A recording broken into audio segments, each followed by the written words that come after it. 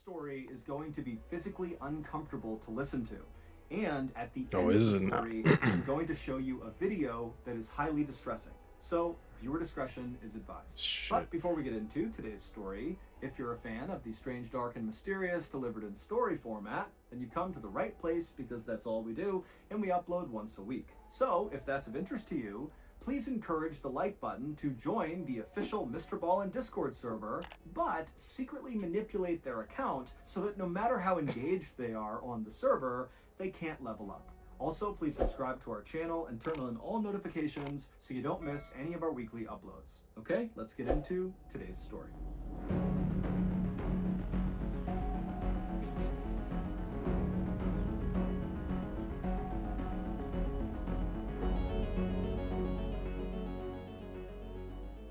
At 4 a.m. on February 25th, 2022, a 36-year-old father of three named Christopher Boudram woke up inside of his modest home in Pointe-à-Pierre, which is a city on the Caribbean island of Trinidad and Tobago.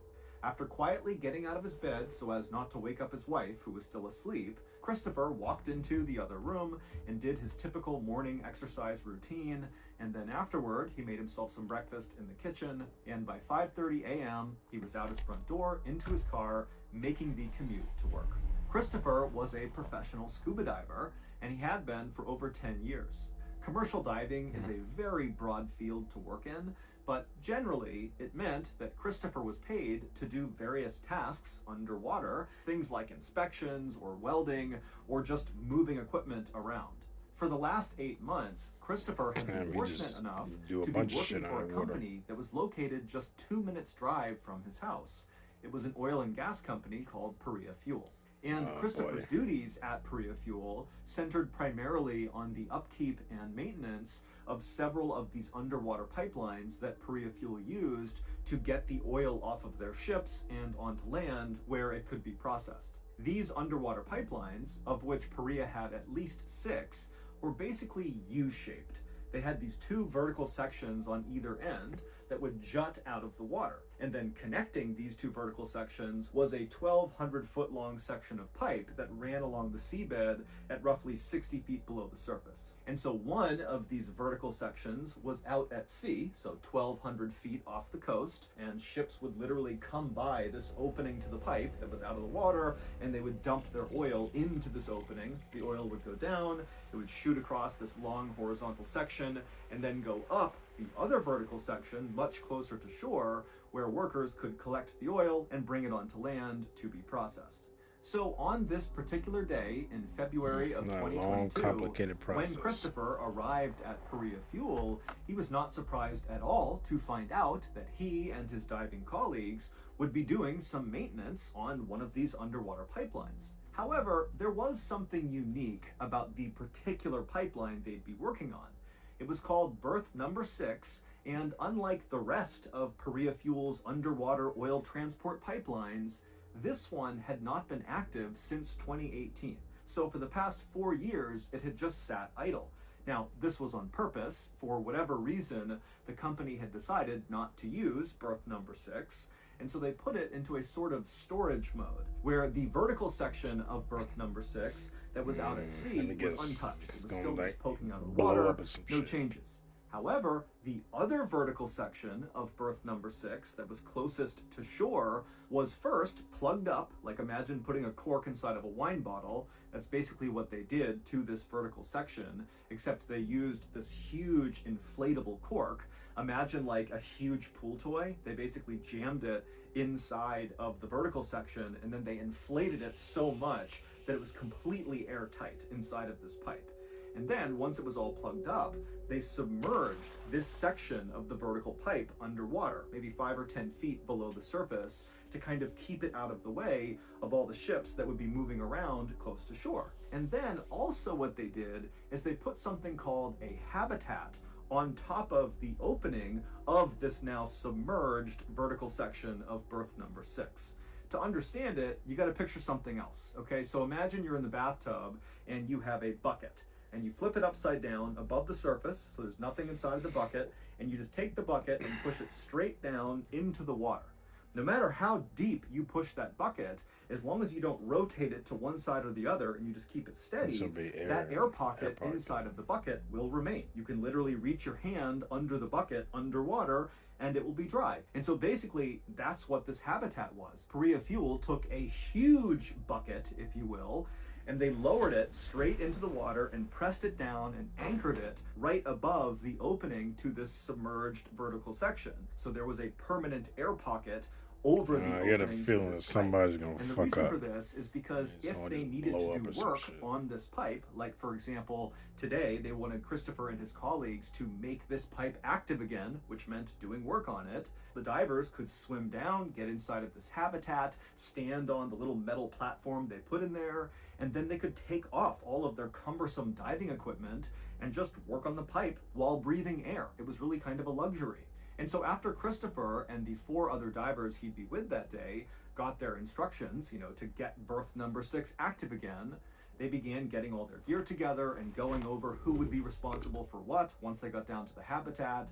And then once they were all ready, they made their way out to the boat. The 4 other divers that Christopher would be working with that day were men he had worked with many times before and men he would consider his friends. Their names were Kazim Ali Jr., Yusuf Henry, Faisal Kurban, and Rishi. It's making this sound like all Once these their people boat died. had moved just off the coast and had stopped kind of roughly over the area where below the surface was this submerged berth number 6 vertical pipe and the habitat, the divers hopped off the boat and they swam straight down. They went up and under the side of this habitat wall and they entered into this breathable airspace right around the entrance to this pipe. And so they climbed up onto the platform, they took off all of their gear, and then once they were just in their wetsuits, they got to work. Now, the job was relatively straightforward. They just needed to basically pull a lever inside of the pipe that would then deflate the big inflatable plug that had been set inside of this pipe to seal it. However, when one of the divers reached down and began to pull on the lever, it was jammed, and so they needed a wrench to kind of free the lever. And so Kazim volunteered to go back to the surface and get a wrench because no one had one inside of the habitat. And so Kazim put his dive gear back on. You would think they would bring tools just in case. Swam back to the surface. He talked to the folks on the boat. They handed him a wrench, and then he swam right back down, back inside of the habitat. And then once he poked himself back up, he handed the wrench up to the nearest diver. And that diver took the wrench, he turned back around to face the pipe, he reached down inside, and he began fiddling with the lever, and eventually he freed it. However, the second this lever was activated, something horrific happened inside of that space. Blew up.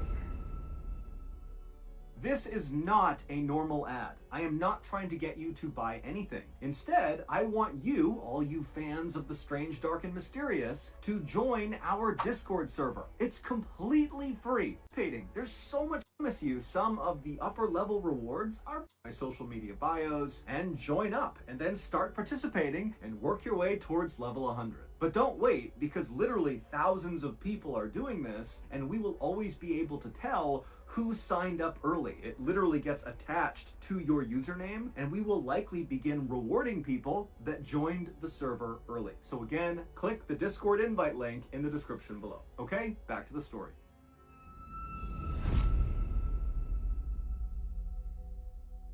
We don't know exactly how this happened or what exactly could have been done to prevent it, but in short, the second that lever was activated, it began to deflate this big cork that had been plugging up this inactive pipeline for the past 4 years.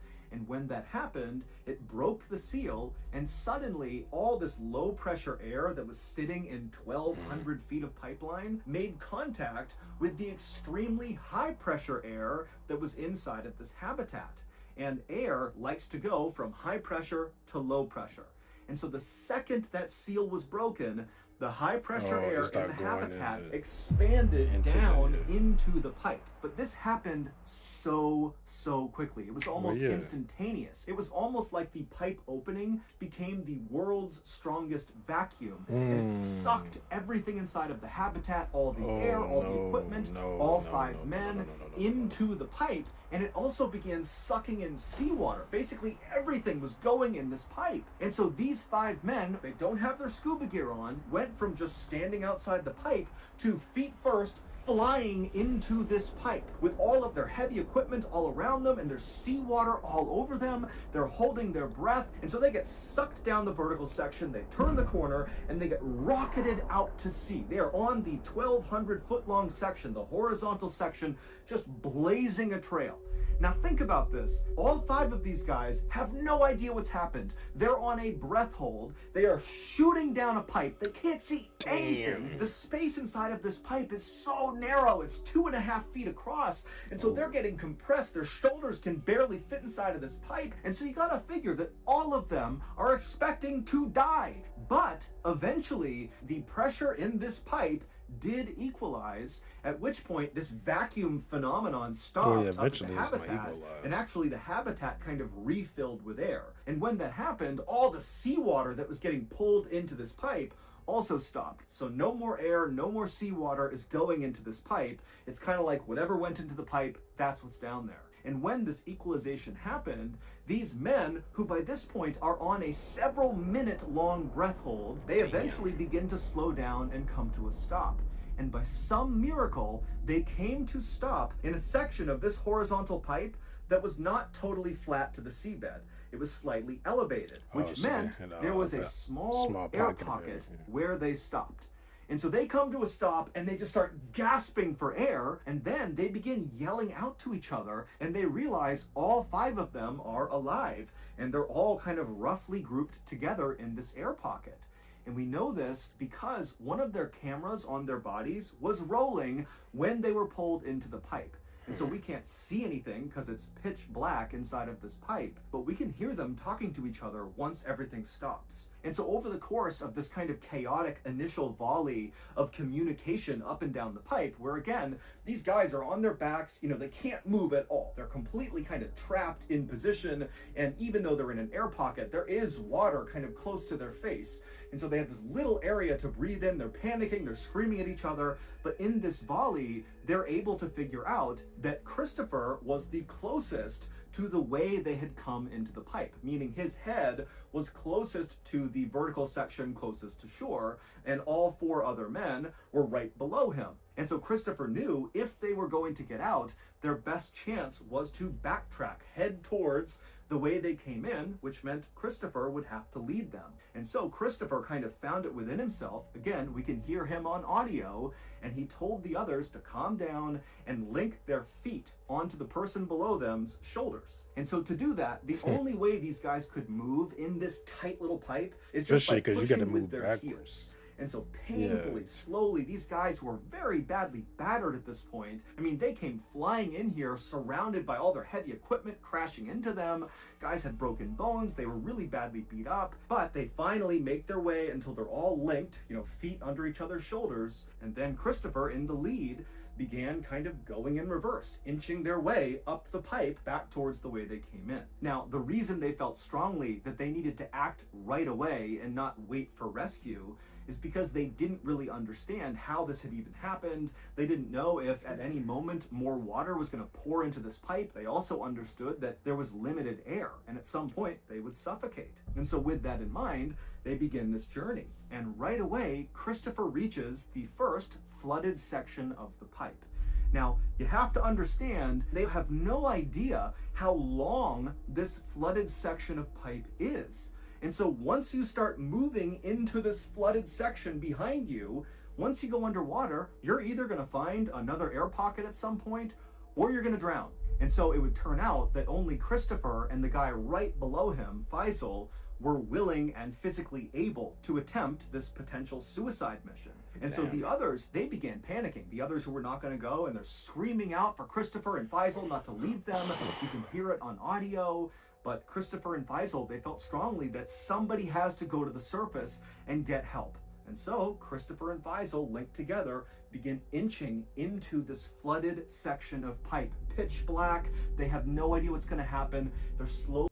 Because not only do you have to get up out the pipe into that area that they were doing the maintenance in, but then you gotta dive back into the water and then swim to the surface.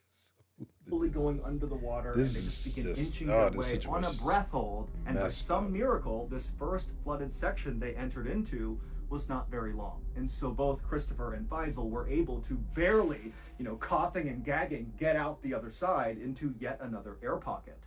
And by an even bigger miracle, in that new air pocket, Christopher, above him, he managed to get one hand above his head. He felt scuba tanks, two of them. And he was able to take one of them and somehow force it past the side of his body down to Faisal. And so both men suddenly had an air tank. Now they had to kind of awkwardly pin the tank above their head. These tanks are not light if you've not scuba dived. It's like pushing a pretty heavy weight.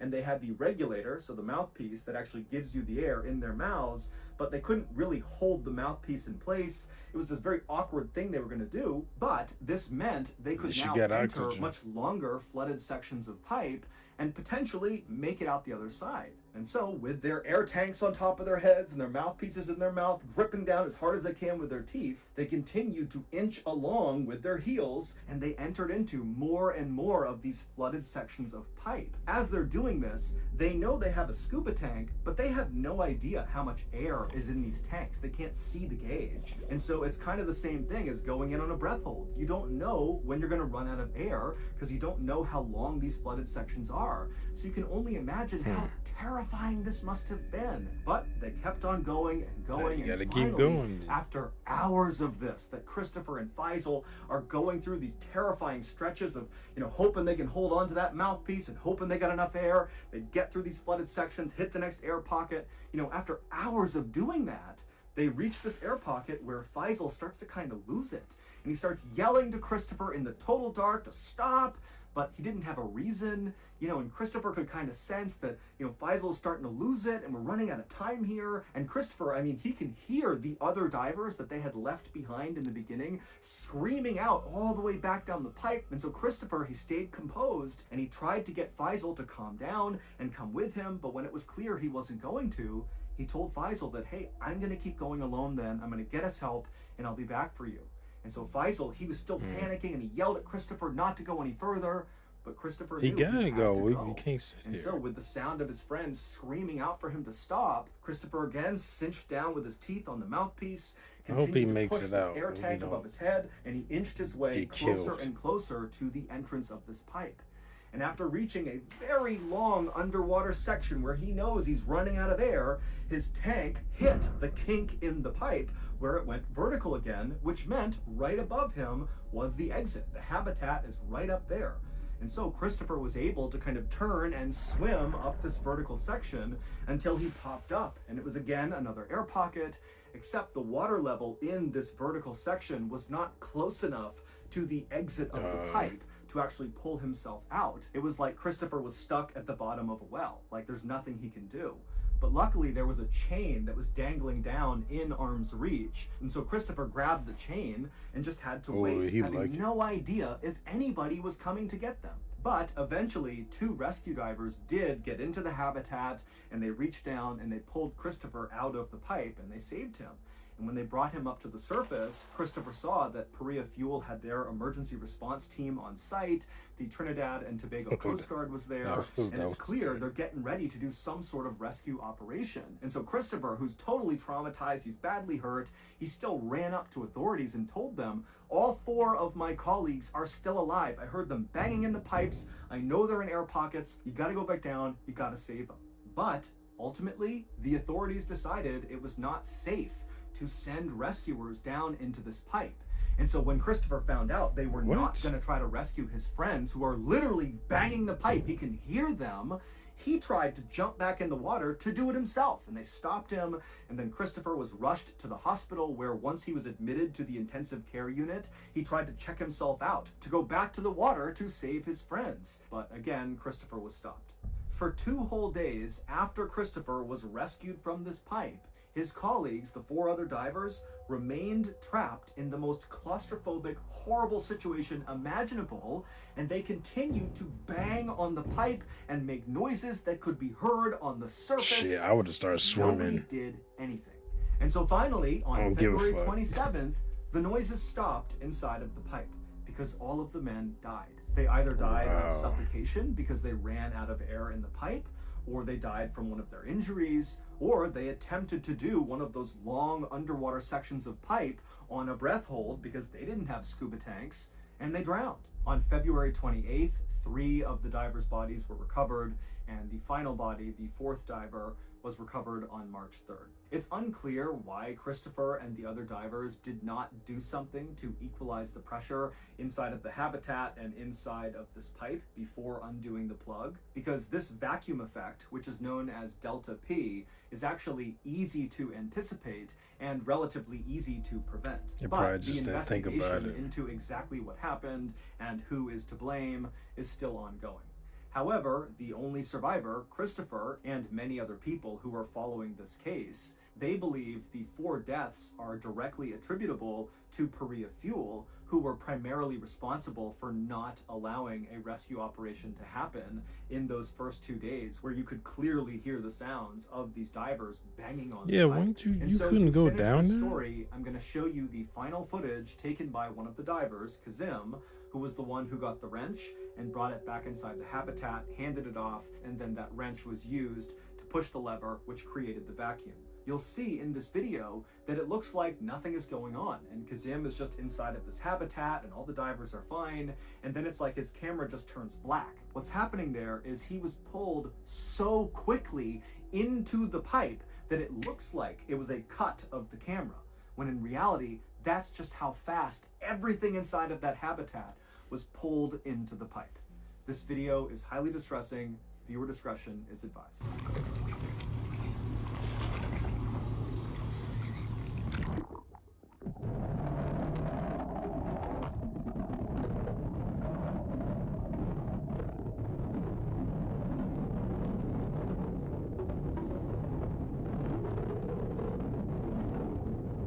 Man, that's some murky water. Oh, I guess it's not that far from the surface.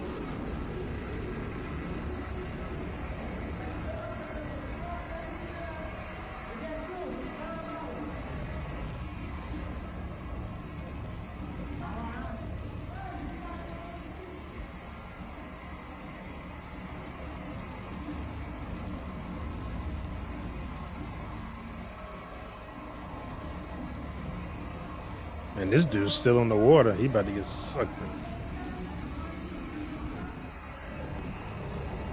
Oh, okay, he getting out. Okay.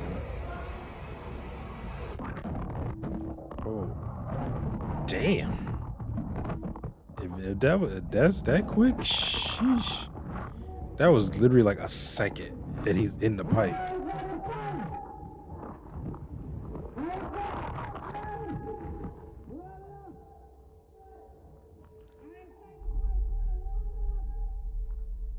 Man, that So was that's going to quick. do it. If you got something out of today's video and you haven't done this already, please encourage the like button.